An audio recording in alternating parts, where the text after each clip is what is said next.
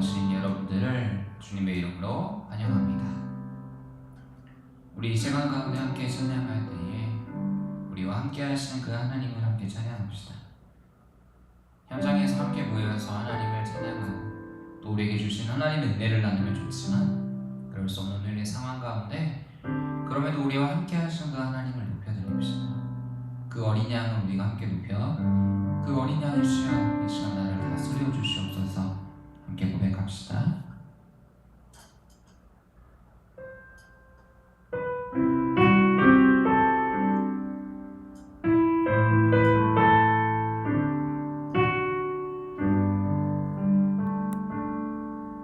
우리 보좌 앞에 모였네. 함께 주를 찬양하며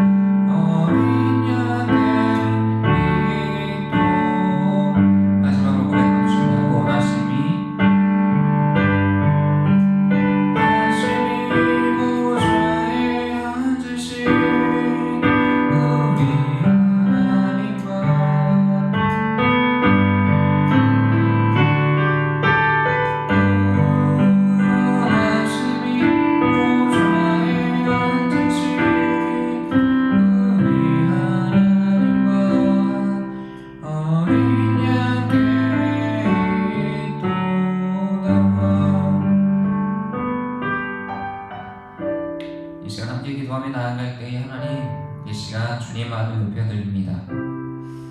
다른 이로서는 구원을 받을 수 없는 이 천하 만민 중에 이런 일을 우리에게 주신 바 없다고 말씀하시는 그 말씀이 우리 가운데 확증되어지는 시간 되게 하여 주옵소서. 이 고백을 함께 기도하며 나아갑시다.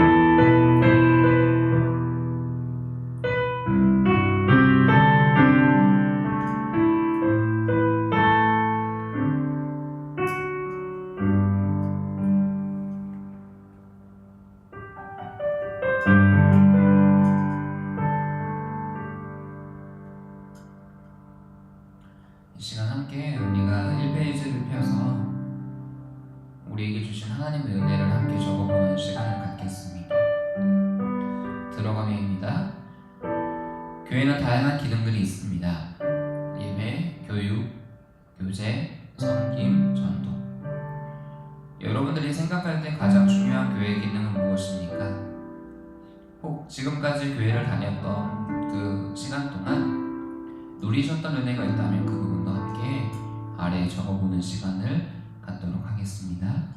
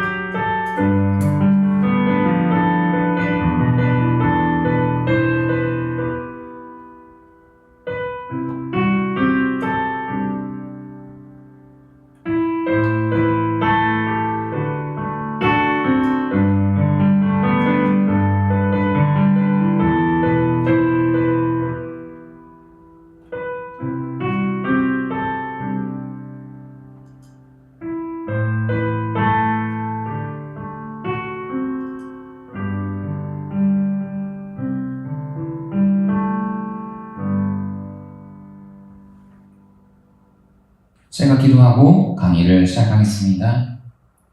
사랑하는 하나님 감사합니다. 하나님의 사랑이 어찌나 큰지 그 놀라운 섭리 앞에 우리가 무릎을 꿇습니다. 하나님께서 보여주시는 그 위대한 일들을 우리가 하나하나 말할 때에 하나님의 지혜의 그 엄청나심을 고백하며 찬양합니다. 우리가 그럼에도 불구하고 하나님의 뜻대로 살지 못했던 모든 순간들을 내려놓고 나아갈 때에 우리를 긍휼히 여기시며 우리를 불쌍히 여기시며 우리를 다시 한번 회복시켜 주시옵소서. 우리가 이 시간 교회에 대해서 함께 나누며 그리스도의 몸된 이 교회가 얼마나 가치로운지 얼마나 영광스러운지를 보며 나아갈 때에 주님 우리에게 지혜를 더하여 주시옵소서. 예수님의 이름으로 기도합니다. 아멘. 우리는 7번째 교회의 역할에 대해서 함께 보겠습니다. 우리가 함께 볼 때 교회와 성도의 역할에 대해서 교회, 성도 두 가지에 대해서 함께 더 구체적으로 나누어 보겠습니다. 우리는 지금까지 무려 7주차 7번의 시간 동안 함께 이 교리대학을 하고 있습니다. 교리대학의 목적부터 시작하여서 하나님이 어떠한 분이신지 사람이 어떠한 존재인지를 함께 보고 그 안에서 일하시는 성령님을 보았으며 그 성령님께서 이 교회를 어떻게 움직이시는가에 대해서 살펴볼 것입니다. 그래서 이번 강의의 목표는 성경 속에서 말하는 교회가 무엇인지에 대해 살펴보며 성도로 부르심을 받은 목적에 대해서 살펴보도록 하겠습니다. 그 전에 우리 함께 고린도전서 12장 27절을 읽고 시작합니다. 너희는 그리스도의 몸이요 지체의 각 부분이라.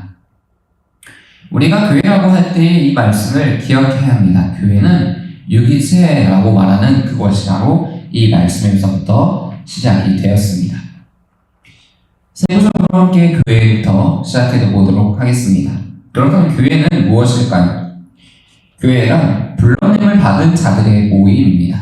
헬라어로 에클레시아라고 부릅니다. 하나님께서 불러낸 자들의 모임이 바로 교회입니다. 우리 함께 초대교회부터 시작해서 하나님께서 세우신 교회들의 편지를 살펴보겠습니다. 사도행전 2장 42절을 펴주시기 바랍니다.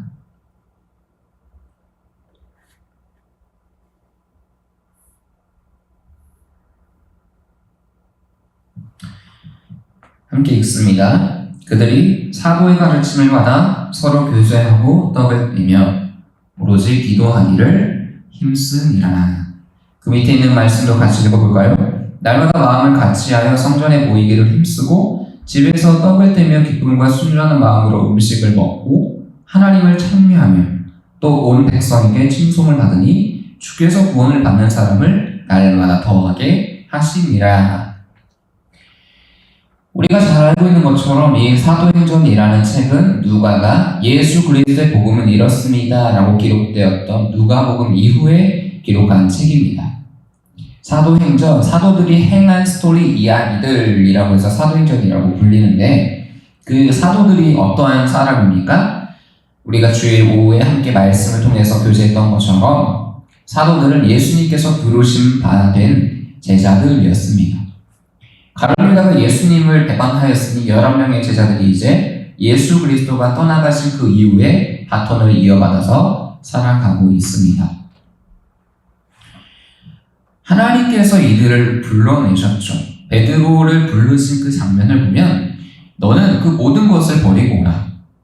그물을 버리고 오라. 내가 너를 사람 낚는 어부가 되게 하리라 라고 말씀하셨습니다.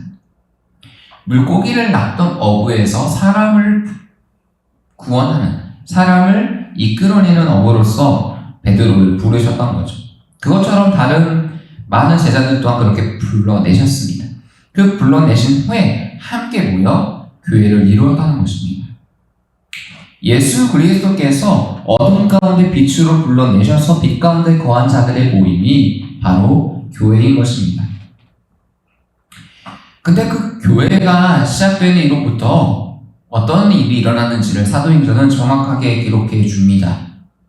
사도들의 가르침이란 무엇이겠습니까? 바로 예수 그리스도께서 하셨던 그 가르침을 그 제자들이 받아서 그 가르침 그대로 전하지 않았겠습니까?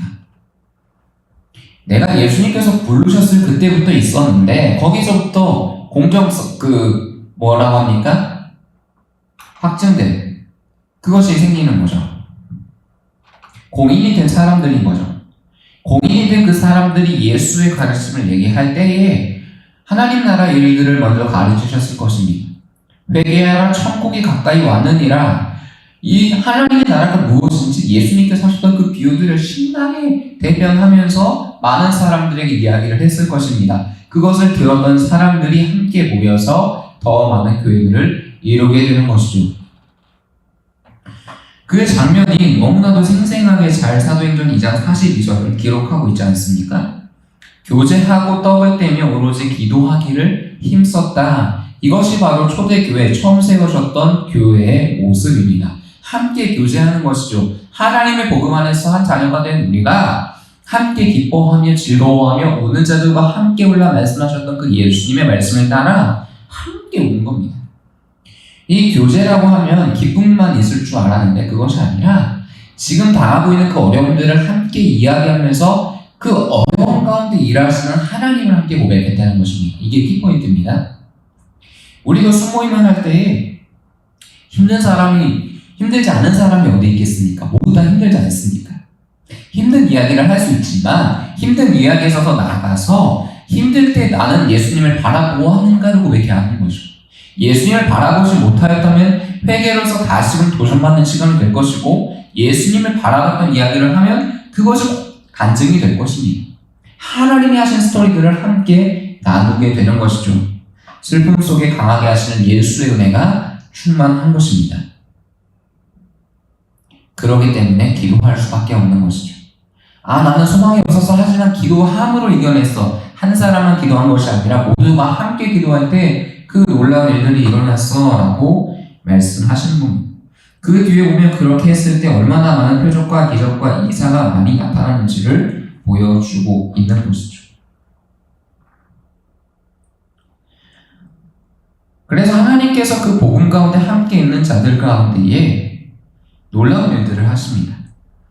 하나님을 찬양할 때에 그 모든 이들의 찬양을 하나님께서 받으시고 구원받는 사람을 날마다 더하게 하셨다는 것입니다. 우리 교회는 이것을 집중해야 합니다. 오늘날에 있는 많은 교회들은 하나님을 예배하고 하나님을 찬양하는 기쁨보다는 조금 더 부가적인 일에 신경을 써왔습니다. 우리가 주목할 것은 하나님을 찬미하며입니다. 하나님을 찬양하며 높일 때에 하나님께서 이 교회의 주인 되심을 고백할 때에 그들의 삶이 하나님 중심으로 돌아가게 되어 있으며 그 가운데에 믿는 사람이 더하여지는 것이죠. 여기서 교회 부흥의 원리가 잘 나타나 있습니다. 그저 하나님으로 인하여 즐거워하는 순간 하나님께서는 하나님으로 인해 즐겁지 못한 사람을 보내셔서 그 즐거움을 가르쳐 주십니다. 그것이 진정한 부흥이라는 것이죠. 저번 주에 짤막하게 소개해드렸던 그 오순절 운동은 단순하게 우리 눈에 보여지는 기적과 표적과 이사와 방언을 통해서 교회가 이루어진다라고 생각했기 때문에 잘못된 것입니다. 하나님의 진리의 그 바른 말씀 위에 서 있지 않으면 하나님께서 물론 영혼을 보내주실 수 있겠지만 그 모든 기적이 다 사라지는 순간 무엇이 남습니까? 허무함만 남습니다. 내가 무엇을 쫓아왔던가입니다. 하지만 하나님의 말씀을 쫓아왔다면 그 말씀이 곧 내 삶의 길이요 빛이 되어서 놀라운 하나님의 살아계심을 경험하게 되는 것입니다. 이때 에베소서 말씀이 오타가 나는데 에베소서 2장에는 23절이 없습니다. 에베소서 1장으로 가봅시다.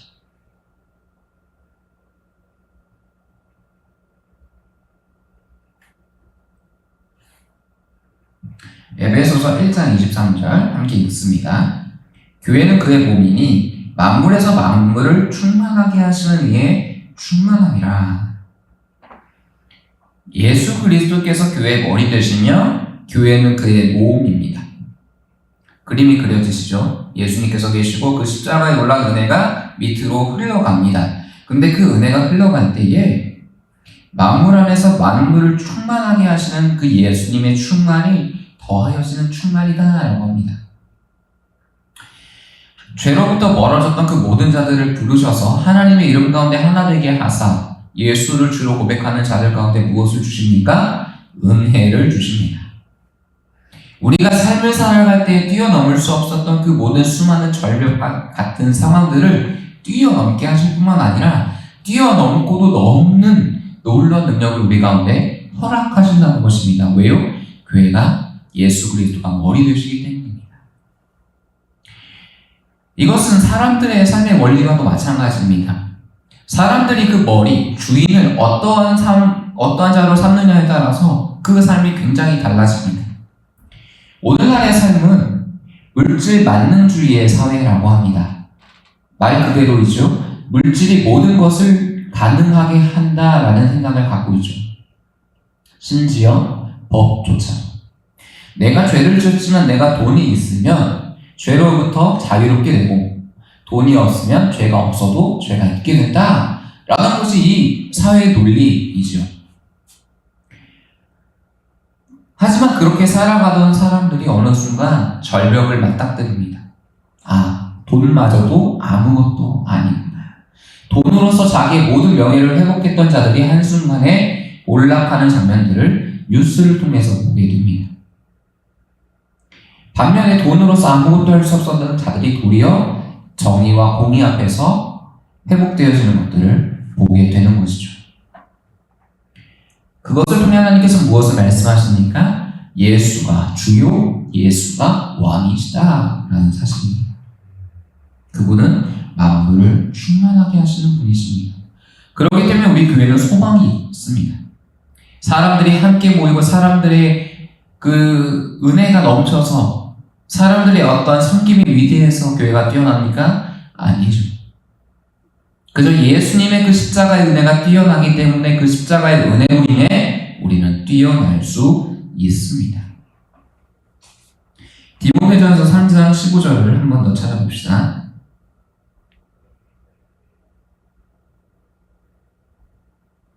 디모데전서 3장 15절 시작. 만일 내가 지체하면 나로 하여금 하나님의 집에서 어떻게 행하여야 할지를 알게 하려 함이니 이 집은 살아계신 하나님의 교회요 진리의 기둥과 터니라. 디모데는 하나님의 신실한 종이었습니다. 사도 바울이 디모데를 목회자로 세우고 나서 디모데가 어려움에 처했다는 얘기를 듣고 감옥 속에서 이제 자신의 마지막을 앞두면서 편지를 쓴 내용이 디모데전서와 후서입니다. 그래서 이 디모데를 보면 어떻게 교회를 세워나갈지를 자세하게 적어주고 있습니다. 교회는 진리만을 가르쳐야 하고 교회는 은혜로 인해 감사해야 하며 기도 안에 자신의 모든 것을 담아야 한다. 모든 것이 사람들에게 전해지지 않을지라도 하나님께는 고백해야 한다. 그리고 감독을 누구로 세울 것인가, 집사를 누구로 세울 것인가를 함께 편지로 쓰면서 마지막에 경건의 비밀에 대해서 얘기할 때에 이 말씀을 편지하고 있습니다.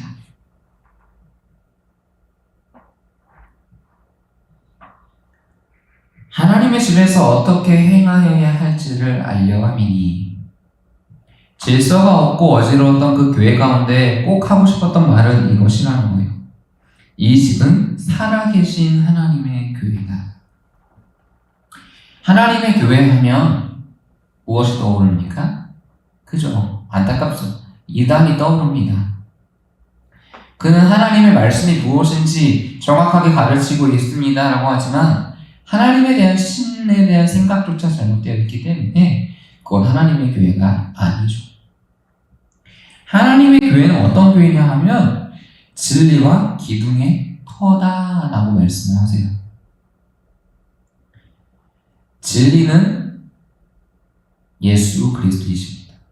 예수님께서 요한복음에서 이렇게 말씀하셨죠. 내가 곧 길이요 진리요 생명이니 나로 말미암지 않고는 아버지께로 나아갈 수가 없다. 그래서 이 진리를 알지니 진리를 알면 너희를 자유롭게 한다는 것입니다. 율법 속에 속해 있던 유대인들아 율법에서 나와라 할례에서 나와라. 왜? 예수가 모든 것을 이루셨다 할렐루야 라고 고백하라는 것입니다. 옛 선지자부터 기록되었던 그 메시아의 예언이 성취되었고 그 메시아가 곧 너희를 자유케 하였다는 것입니다. 이 진리가 곧 기둥입니다. 우리가 처음 교리대학을 시작하면서 집의 형상을 살펴보았습니다. 집의 기둥의 역할과 같이 하는 것이 교리이다. 교회와 성도들과의 브릿지 역할, 다리 역할을 해주는 것이 바로 이 교리입니다 라고 여러분들에게 설명을 드렸습니다. 근데 이 교리는 우리가 생각으로 만들어낸 그 어떠한 것들이 아니라 하나님의 말씀 속에 있는 그것들을 체계적으로 정리한 것이 교리입니다. 그래서 우리는 조금 귀찮을지 모르겠지만 귀찮도록 계속해서 하나님의 말씀을 살펴보는 이유가 그것입니다. 신천지의 성경 해석 방법은 무엇이냐면 자기가 원하는 그것을 놓고 그 구절에 맞는 걸 끼워 맞추기를 합니다. 이 구절에서 이 구절을 증명한다 하고 이 구절에서 이 구절을 증명한다고 하는데 해석하지 못하는 부분들이 생겨요. 왜냐하면 성경을 전체적으로 바라보지 못하기 때문이죠. 그래서 성경을 전체적으로 계속해서 바라볼 수 있도록 여러분들을 도와드리고 있는 중입니다. 이 하나님의 말씀에 서 있지 않으면 모든 것이 흔들려 버립니다. 집은 기둥이 바르게 세워져 있지 않으면 무너져 버리죠. 기둥과 그 밑에 있는 터, 그것을 어떻게 이을 수 있습니까? 기둥을 통해서 이을 수 있죠. 그래서 기둥은 참 중요한 역할을 합니다. 그래서 우리는 그 기둥을 계속해서 살펴보아야 합니다.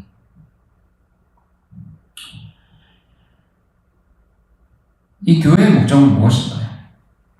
첫 번째는 예배입니다.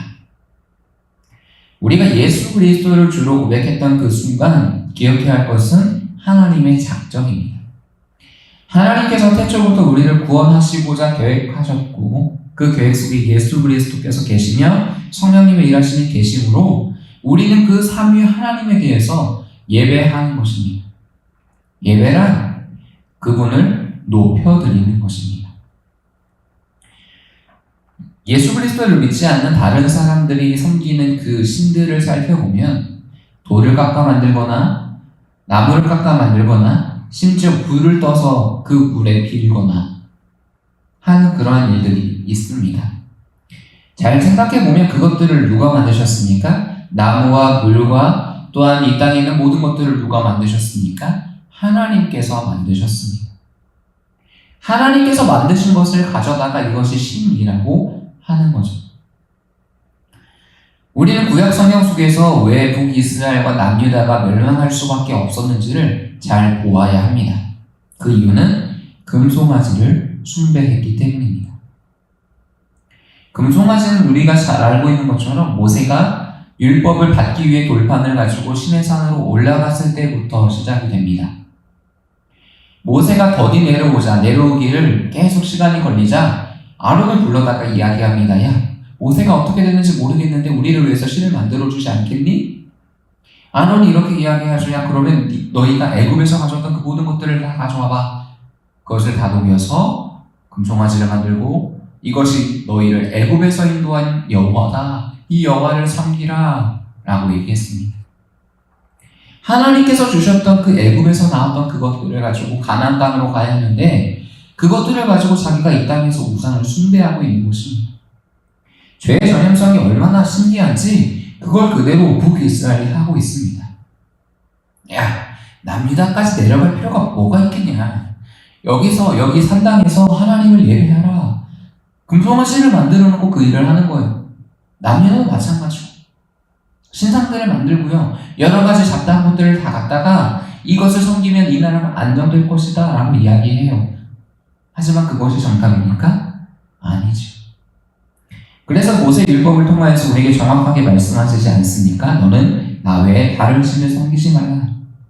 하늘 위에나 땅 아래나 어떠한 형상이든지 하나님을 대체하는 모든 신상들을 만들어서는 안 된다. 우상 숭배하지 말아라. 안식일을 기억하여 거룩히 지키라. 안식일은 무엇인가요? 하나님께서 구원을 베푸시고 인도하신 그 여정을 너희가 멈추어 서서 하나님의 주되심을 고백하라는 것입니다. 우리 신약의 시대로 표현해서 말하면 무엇입니까? 부활에 하신 예수님을 구속하셔서 우리를 구원하신 그 하나님이 지금도 보좌 우편에 앉아 계신데 그 위대하신 왕을 높여라. 이것이 안식일 아닙니까? 그래서 우리는 예배를 드리는 것입니다. 하나님이 주님이십니다. 나는 주님만을 높이겠습니다. 그래서 이 주일에는 모든 것을 다 내려놔야 돼요. 우리에게 가장 힘든 시간이 바로 예배 시간입니다. 왜요? 생각이 딴 데로 가 있을 수 있기 때문이에요. 예배 후에 무엇을 할까? 일주일간에 살아왔던 그 힘든 순간을 다 내려놓고 그저 하나님께 모든 걸 맡겨야 되는데 맡기지 못하는 것입니다. 너무나도 힘든 나머지 내가 모든 책임을 다 짊어지고 가려고 해요. 그러다가 쓰러져서 하나님의 그 세밀한 음성조차 듣지 못하게 되는 경우가 있습니다. 또한 우리는 두 번째로 교육을 알아야 합니다. 우리가 지금 교회 안에서 양육 프로그램을 봄마다 가을마다 하는 그 이유가 바로 이것입니다. 하나님이 원하시는 뜻이 무엇인지를 우리가 정확히 바르게 알자라는 뜻이죠. 다른 이단들은 엄청난 교육들을 계속해서 받습니다. 신천지 교육 방식을 보면 이래요. 처음에는 성경에 대해서 이야기하는 것처럼 보여요. 근데 시간이 지나갈수록 성경을 교묘하게 자기의 교리로 맞춰서 다 끼워 넣습니다. 그리고 나서 초급, 중급, 고급으로 가면 이제 고급 단계에 가면 세뇌돼요. 아, 저게 맞구나. 이미 길들여진 거예요. 그 잘못된 교리에. 근데 그 시간들을 보면 어마어마합니다. 와, 진짜 이 사람들의 열심만은 본받고 싶다 할 정도예요. 딱 그 정도입니다. 그들의 교리는 아니고 열심 정도만. 우리 대한민국에서 한국교회 안에서 1년에 성경을 일독하시는 분들이 몇 분이나 되겠습니까? 우리가 매주일 사도신경을 고백하지만 그 사도신경 속에 나타난 그 뜻이 무엇인지를 정확하게 알고 있는 분이 몇 분이나 되겠습니까? 우리가 예수 그리스도를 믿는다고 고백하면서 교회 다니고 있지만 30년, 40년, 50년, 60년이 되어도 하나님의 바른 진리를 깨닫지 못하는 이들은 많습니다. 그래서 그 진리를 통해 우리가 자유롭게 하나님을 예배하기 위해 교육을 받아야 합니다. 교육은 그렇기 때문에 필수적입니다. 교육 또한 하나의 훈련이 되어야 합니다. 예수 그리스도를 믿은 후에 성령께서 우리 안에 거하셔서 하나님의 제자답게 빚어지는 과정을 성화라고 부릅니다. 근데 그 성화 중에 교육도 포함이 돼요.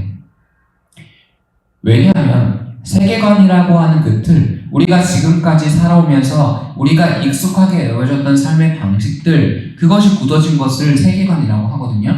근데 그 세계관을 가지고 성경을 보면 성경 속에 있는 것들이 내 안에서 충돌을 일으켜버려요. 그렇기 때문에 성경을 멀리하게 되는 것입니다. 근데 의지적으로 성경을 어떻게든 찾아 읽게 하고 빈칸을 채워보게 하고 받아 적게 하고 그것을 통해서 우리의 생각들을 계속 여기에 집중을 시키기 위함입니다. 아, 이것이 하나님의 말씀이구나. 아, 이런 부분도 있었네. 라고 새롭게 느끼는 의미에서 교육을 진행하는 거죠. 그리고 교제입니다. 교제는 fellowship이라고 하는데 서로가 하나 되어지는 것입니다. 예배는 1계명부터 4계명까지 그 하나님께서 주셨던 가르침을 받아들이는 것이라면 5계명부터 10계명까지는 교제라고 할 수 있습니다. 첫째로 부모를 공경하고 다른 사람의 것을 탐내지 않고 거짓말하지 않고 거짓 증언하지 않고 살인하지 않는 그 놀라운 힘이 교제에 있는 것입니다. 사람들은 죄를 지은 후부터 다른 사람을 탓하기 시작했어요. 처음 여자가 아담에게 선과 악을 알게 하는 나무의 열매를 준 후에 하나님께서 이 사람들을 찾습니다. 아담과 하와야, 너희가 어디 있느냐? 하나님, 내가 벌거벗었으므로 부끄러워서 여기 숨었습니다. 너의 벌거벗음을 누가 아느냐? 너 선과 악을 알게 하는 나무를 먹었느냐? 그때 남자가 이렇게 변명합니다. 하나님께서 나와 함께 있게 하신 저 여자가 내게 주었으므로 내가 먹었습니다. 아니, 처음에는 와, 정말 아름답다, 내 뼈 중에 뼈, 살 중에 살이라고 얘기했는데 선과 악을 알게 하는 나무를 먹어버리니까 어떻게 해요? 저 여자가 저렇게 했어요. 나 아무 죄 없는데 라고 하는 거예요. 그렇기 때문에 우리는 교제를 하는 겁니다. 저 사람의 미워 보이는 모습들, 내 기준에 맞지 않는 모습들을 품기 위함이죠.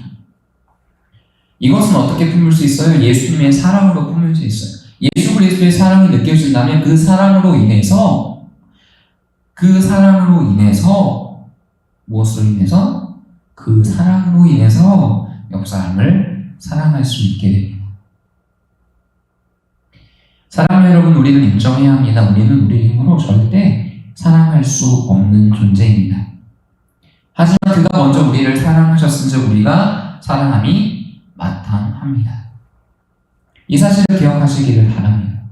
우리가 함께 순회 모여서 서로 이야기를 들어봅시다. 내 이야기를 먼저 하고 싶지만 먼저 하기 전에 내 옆에 있는 사람은 어떠한 마음을 갖고 있을까 먼저 들어주고 그를 위해 기도해 주기 필요합니다. 내 얘기를 신나게 하면서 힘든 얘기를 하기 전에 그 힘듦 속에서 내가 하나님을 찾았는지를 먼저 점검하고 하나님을 중심으로 이야기를 해야 합니다. 그것이 바로 초대교회의 특징이었습니다. 사도들의 가르침을 따라 교제를 한 것이죠. 예수 그리스도의 복음이 중심이 된 교제를 하였다는 것입니다. 이 교제의 아름다움이 교회에 있습니다. 우리가 직장만 가봐도 그 사람이 어디가 힘든지, 그 사람이 재정적으로 어디가 어려운지, 신체적으로, 영적으로, 육적으로 무엇이 힘든지 굳이 관심을 가질 필요가 없죠. 그냥 함께 즐겁게 있기만 하면 됩니다. 근데 교회 교제는 조금 달라요. 서로의 짐을 함께 지는 데에 있습니다. 그래서 힘들고 무거운 짐진 자들이 다 예수께 왔을 때에 평안을 얻는 이유가 그것이지 않습니까? 예수님께서 함께 지어주셨기 때문입니다. 그렇기 때문에 우리도 다른 사람과 함께 그 힘듦을 걸어가야 합니다.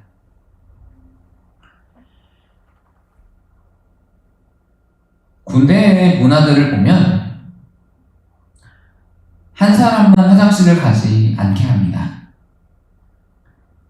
두 명이 함께 한 사람을 커버합니다. 바꿔 말하면 한 사람과 두 사람, 세 사람이 함께 화장실을 가거나 어디를 가는 그런 일들이 있습니다. 어린이집을 봐도 그렇죠. 꼭 어린이집에서 소풍을 갈 때 옆에 있는 짝꿍의 손을 잘 잡아야 돼, 놓치면 안 돼 하고 목적지를 향해 갑니다. 여기서 우리를 통해서 배울 수 있는 게 무엇입니까? 함께의 힘입니다. 내가 쓰러졌을 때에, 혹여나 내가 넘어졌을 때에, 혹여나 내가 아무것도 할 수 없을 때 옆 사람으로 인해 내가 일어서게 된다라는 것이죠. 그렇기 때문에 하나님께서는 이웃을 너의 몸과 같이 사랑하라 말씀하셨습니다. 사람들은 자기 몸을 너무나도 끔찍히 아끼기 때문에 온갖 좋은 영양제를 다 자기 몸에 흡수시키고요. 그것으로 운동 열심히 하고 식단 조절하면서 열심히 당뇨에 걸리지 않도록 자기 조절을 합니다. 그것처럼 옆 사람을 아껴라 라는 것이죠. 네 번째는 섬김입니다. 예수님께서는 모든 사람과 함께 만찬을 베푸신 후에 수건을 둘러 매신 후에 제자들의 발을 씻겨주셨던 적이 있습니다. 예수님께서 하셨던 그 최후의 만찬이라고 하는 그 만찬 속에서 예수님의 몸과 예수님의 살을 함께 나누었습니다. 그리고 나서 이제 발을 씻겨주신 것이죠. 그 장면을 잠깐 살펴볼까요?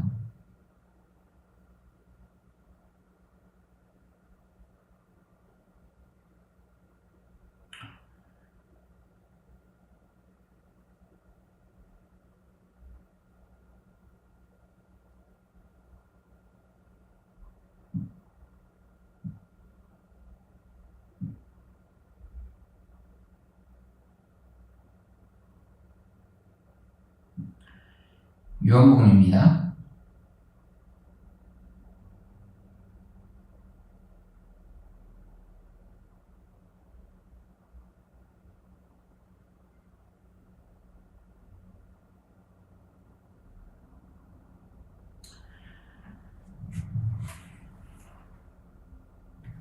요한복음 13장 4절부터 7절을 찾아서 함께 읽습니다. 요한복음 13장 4절에서 7절입니다. 저녁 잡수시던 자리에서 일어나 겉옷을 벗고 수건을 가져다가 허리에 두르시고 이에 대하여 물을 떠서 제자들의 발을 씻으시고 그 두르신 수건으로 닦기를 시작하여 시몬 베드로에게 이르시니 베드로가 이럴 때 주여 내 발을 씻으시나이까 예수께서 대답하여 이르시되 내가 하는 것을 내가 지금은 알지 못하나 이후에는 알리라. 그러면서 뒤에서 14절에서 내가 주와 또는 선생이 되어 너희 발을 씻었으니 너희도 서로 발을 씻어주는 것이 옳으니라 라고 말씀하십니다. 이 발은 가장 더럽다. 유대 지역에서 먼지와 여러 가지 샌들을 신고 다니면서 묻었던 모든 이물질이 있기 때문에 가장 더럽다. 그래서 어떻게 주인이 선생이 제자의 발을 씻겠는가가 베드로의 요지였습니다. 이것을 세례의 상징으로 보여주시는 거죠. 섬김의 상징입니다. 예수님께서 이 땅 가운데 오셨던 목적, 인자는 섬김을 받으려 함이 아니요 섬기려 함이라 라고 말씀하셨던 그것을 직접 행동으로 보여주신 장면이 바로 이 발을 씻기시는 장면입니다. 섬김이란 이런 것이죠. 내가 수치스럽게 여기는 그것을 그 사람을 위해 기꺼이 해주는 것입니다. 저 사람이 어떠한 성향인지 알아요. 내가 이렇게 잘해주면 그것이 당연한 줄 알고 더 많은 것을 요구할 사람인 줄 알아요. 그래도 그것을 베풀어 주는 것입니다. 교회만큼 사람들의 애약함이 가장 많이 드러나는 공간들은 없어요. 그죠? 와, 내가 어떻게 저 사람을 했는데 저 사람이 어떻게 나한테 이런 말을 할 수 있지? 라고 생각하는 순간도 참 많죠. 그런 순간 가운데 예수님께서 베푸셨던 그 섬김을 먼저 바라보는 것입니다. 그리고 그 섬김이 이제 교회 안에 머물지 않고 밖으로 나아가 사회 속에서, 지역 속에서 섬기라입니다. 전도는 말로써 예수 그리스도가 길이요 진리요 생명이십니다. 회개하고 천국에 임하십시오 라고 알려줄 수도 있는 것이지만 또 한 가지는 어려운 사람들에게 찾아가서 돕는 것입니다. 집에 홀로 계신 어르신들, 장애우들, 다문화 가정들 또는 여러 사람들에게 가서 예수님께서 하셨던 그 사랑을 똑같이 해주는 거죠. 그들의 힘든 부분들을 위로해주고 그들의 힘든 부분들을 도와주며 또한 그들에게 필요한 것들을 채워주고 그때에 예수님께서 하셨던 것처럼 하나님의 나라의 비밀을 알려주는 것이 전도입니다. 이 교회는 놀라운 힘을 가지고 있습니다. 왜냐하면 그 안에 놀라운 자들이 있기 때문입니다. 그 사람들을 성도라고 부릅니다. 하나님께서 불러낸 자 성도에 대해서 함께 살펴보겠습니다. 베드로전서 2장 9절을 찾아서 읽습니다.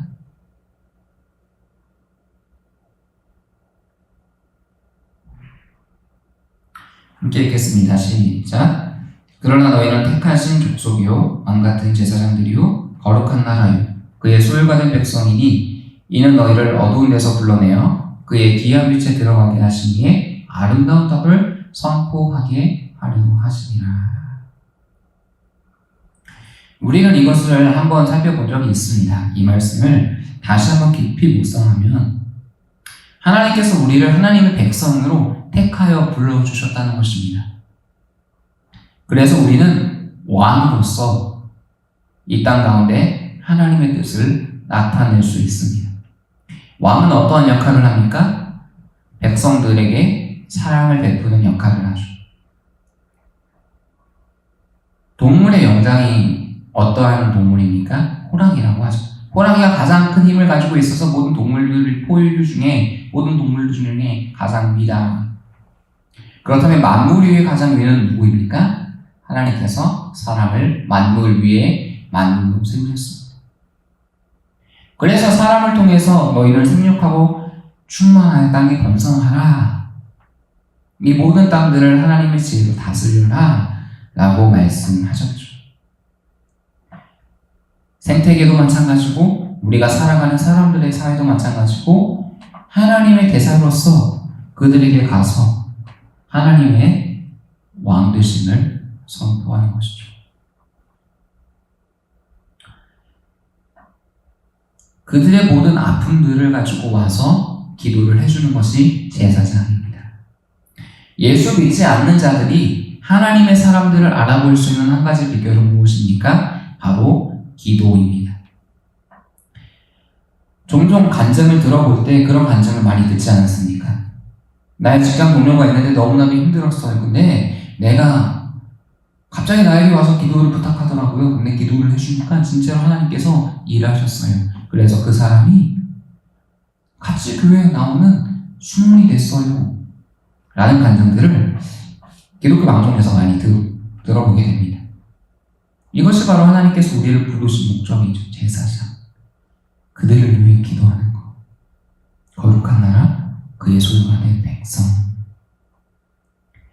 우리를 볼 때에 많은 사람들은 하나님의 기이한 빛을 보아야 합니다.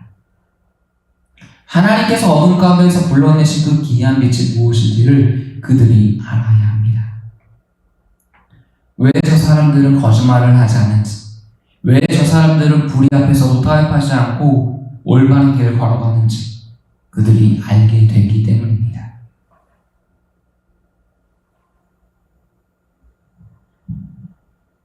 이 성도들을 하나님께서 이렇게 부르셨습니다. 에베소서 4장 11절에서 12절입니다. 그가 어떤 사람은 사도로, 어떤 사람은 선지자로, 어떤 사람은 복음 전하는 자로, 어떤 사람은 목사와 교사로 삼으셨으니 이는 성도를 온전하게 함으로 봉사의 일을 하게 하며 그리스도의 몸을 세우게 하려 하심이라. 이 사도라는 것은 하나님께서 만나주셨던, 예수님께서 만나주셨던 그 사도들이죠. 그리고 그 사도들이 가르침을 받아서 살아가는 자들입니다. 한마디로 사도들이 기록하였던 그 하나님의 말씀들을 가지고 삶에서 살아가는 모든 사람들이다 라고 오카노 목사님이 설명을 하시더라고요. 맞는 말이죠. 우리는 무엇을 따라갑니까? 목회자의 말을 따라가지 않습니다. 목회자의 어떤 가르침을 따라가는 것이 아닙니다. 예수님께서 행하셨던 그 일들을 기록한 사도들의 가르침을 통해서, 그리고 하나님께서 구약시대 때 메시아를 예언하시기 위해 부르셨던 그 수많은 선지자들과 아브라함과 이삭과 야곱과 요셉에게 하셨던 그 놀라운 일들을 기록된 그 책들로부터 모세와 그 수많은 사람들에 이르기까지의 그 놀라운 스토리들, 그 성경교사들을 통해 말씀하시는 하나님의 말씀을 듣고 있습니다. 그 말씀을 따라 살아가는 것이죠. 그리고 이 선지자라는 것은 하나님의 뜻을 알려주는 사람, 복음 전하는 자는 말 그대로 하나님의 복음을 전하는 사람입니다. 이 선지자와 복음을 전하는 자들이 오늘날도 살아있습니까? 우리가 바로 그 역할을 한다는 것이죠. 선지자로서 우리가 계속해서 교육을 받게 되면 이제 제자훈련을 받게 되고 사역훈련을 받게 되면서 점차 셀 리더로 성장하게 됩니다. 그러면 여러분들이 하나님의 말씀을 함께 나눌 수 있게 되어지는 것이죠.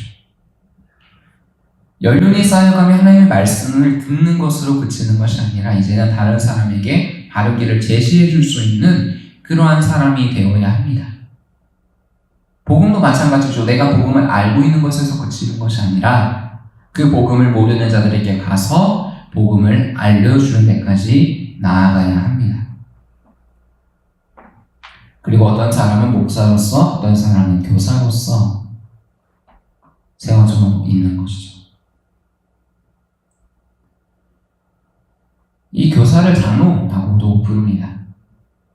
교회의 머리로서 성도들을 권면하고 함께 몸된 교회를 세워나가기 위한 지도자로 목사님과 장로님들을 세워주셔서 함께 일들을 감당하게 하십니다. 성도들을 온전하게 하여 봉사일을 하기 위함이 그 목적입니다. 우리는 하나님의 은혜를 누리는 것도 중요하지만 하나님의 은혜를 누리기만 해서는 안 됩니다. 그 은혜만큼 우리는 섬겨야 합니다. 우리 교회가 목표로 하고 있는 것은 1인 1사역입니다.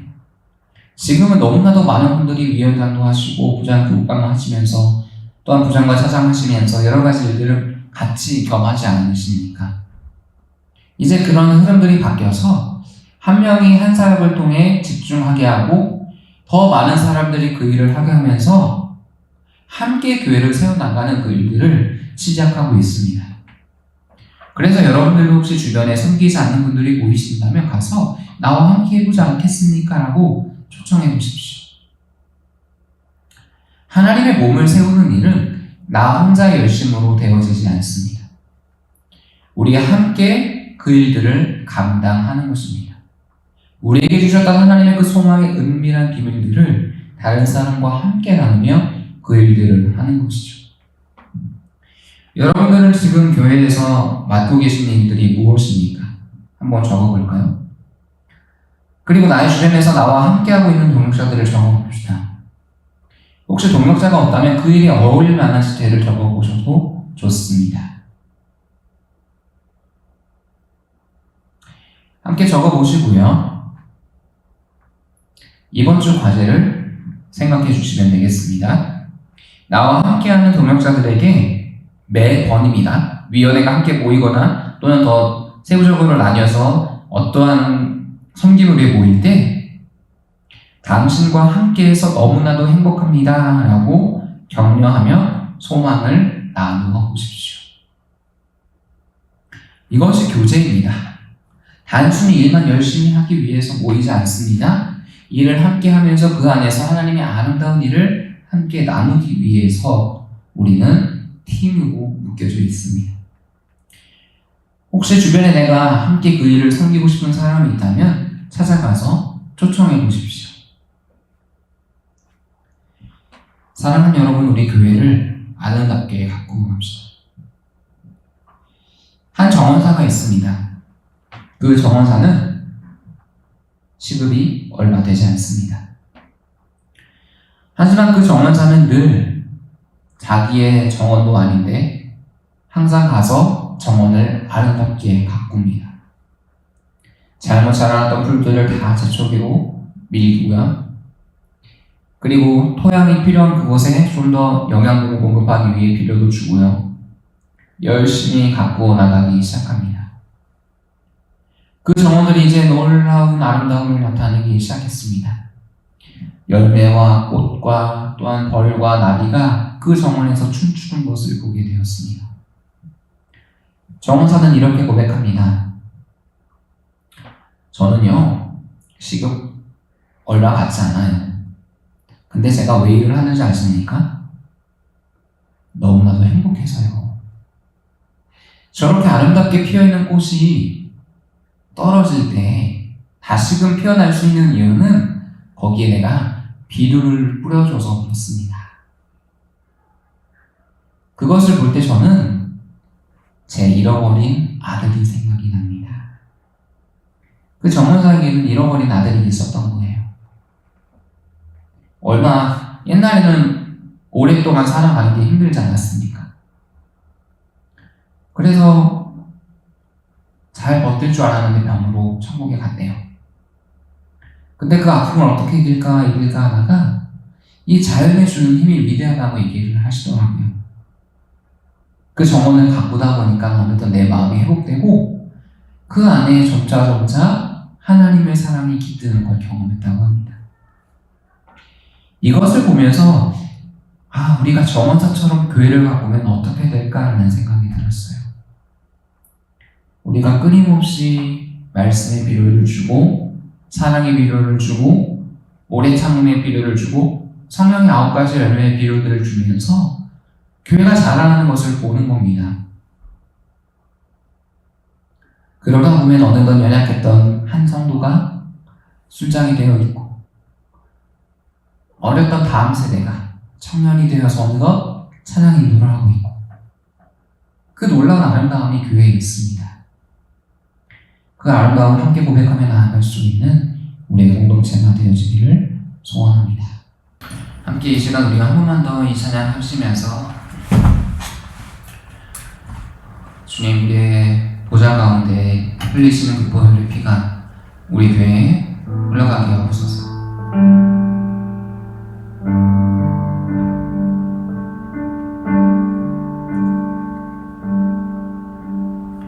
우리 보좌 앞에 우연해 함께 주를 찬양하며 하나님의 사랑을